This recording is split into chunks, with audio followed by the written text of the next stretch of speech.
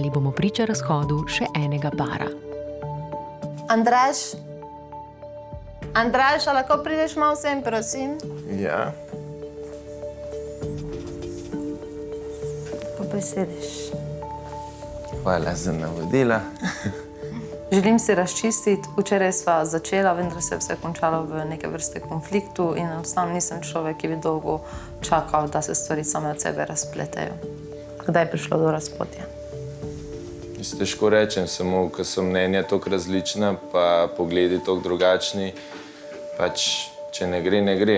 Zdaj, jaz ne vem točno zaradi kere besede, zaradi kerega dela je prišlo do konflikta, ampak pač sama situacija in sam čas pogovora, sama tema, vse skupaj je bilo meni neprimerno.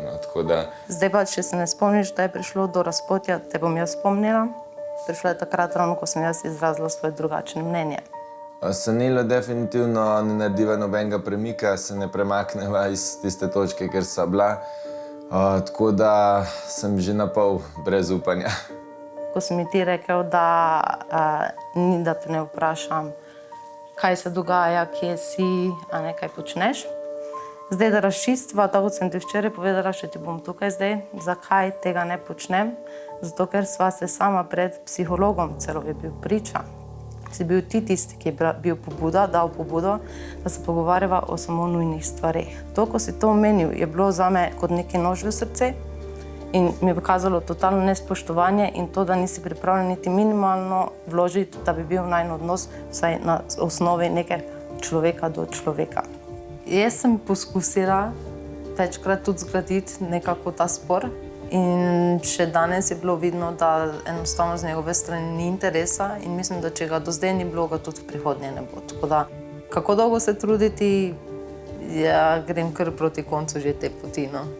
Če si mogoče ti nekaj želiš od mene, mi lahko tudi to nakažeš, ampak sem jaz imela občutek, da to, če jaz tebe vprašam, kaj delaš, kje si, da je to vdor v zasebnost. Ja, na živce mi gre tvoja energija in te težko prenašam, to je dejstvo. Ko ven pade, začne govoriti stvari, ki mi niso všeč, naprimer, na živce mi greš, ne morem te gledati. Pejdi, včeraj je omenil celo Ajšo, pojdi tja v sobo, pa s tvojo Ajši, s takim sarkastičnim glasom. Poleg tega pa veliko krat slišim, ko se po telefonu pogovarja, tam pa so še hujše stvari. Kako naj jaz komuniciram z osebo, ki tako ravna z mano, ki mi ne pokaže niti kančko spoštovanja, ki me žali, ki me obrekuje okrog. Pri Sanili mi je zelo težko najti neke pozitivne stvari, ker me enostavno z besedami, z dejanji ne privlači, ne pritegne in zelo težko vidim nekaj pozitivnega.